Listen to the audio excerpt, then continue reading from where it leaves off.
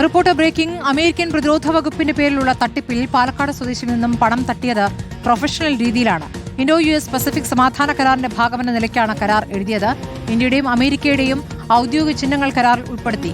കരാറിന്റെ പകർപ്പ് റിപ്പോർട്ടിൽ ലഭിച്ചു. കരാർ പ്രകാരമുള്ള തുക ബാങ്ക് ട്രാൻസ്ഫർ വഴിയാണ് തട്ടിപ്പ് സംഘം കൈക്കലാക്കിയത്. ഇടപാട് നടത്തിയ ബാങ്ക് അക്കൗണ്ടുകൾ ഇപ്പോഴും പ്രവർത്തനക്ഷമമാണ്. AV ജയശങ്കർ വിവരങ്ങളുമായി.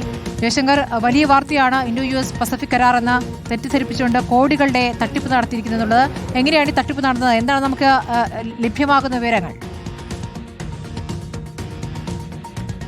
അതായത് സ്മൃതി, കൃത്യമായി പ്രൊഫഷണൽ രീതിയിലാണ് ഇത്തരത്തിൽ സജി കെ ജോൺസൺ എന്ന പാലക്കാട് സ്വദേശിയിൽ നിന്ന് ഈ സംഘം പണം തട്ടിയിരിക്കുന്നത്.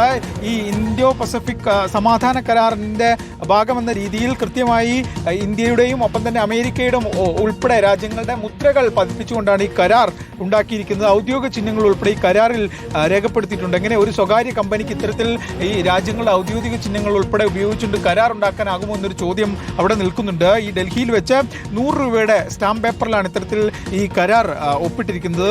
കരാർ പ്രകാരമുള്ള തുക ഈ തട്ടിപ്പ് സംഘം കൈക്കലാക്കിയത് ബാങ്ക് ട്രാൻസ്ഫർ വഴി പൂർണ്ണമായും ലീഗൽ രീതിയിലാണ്. 51 ലക്ഷത്തോളം രൂപയാണ് ഇത്തരത്തിൽ ബാങ്ക് ട്രാൻസ്ഫർ വഴി നൽകിയത്. ഒപ്പം തന്നെ ബാക്കി പണം അല്ലാതെ നേരിട്ടും നൽകി. ഏകദേശം 81 ലക്ഷത്തിലധികം രൂപയാണ് ഇത്തരത്തിൽ ഈ സജി കെ ജോൺസന് ഇത്തരത്തിൽ ഈ സംഘത്തിന്റെ കയ്യിൽ നൽകിയത്.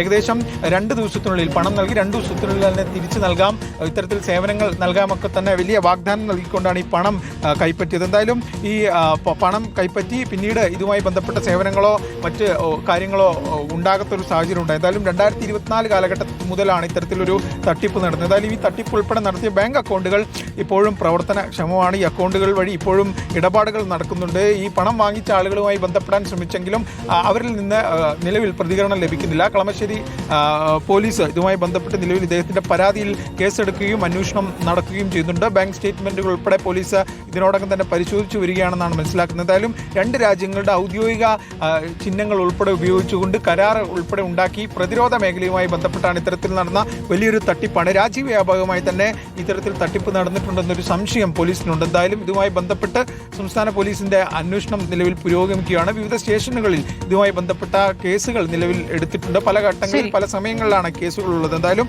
ഇതുമായി ബന്ധപ്പെട്ട് കൂടുതൽ വിവരങ്ങൾ ഇനിയും പുറത്ത് വരേണ്ടതുണ്ട്. ശരി, AV ജയശങ്കറാണ് വിവരങ്ങൾ നൽകിയത്.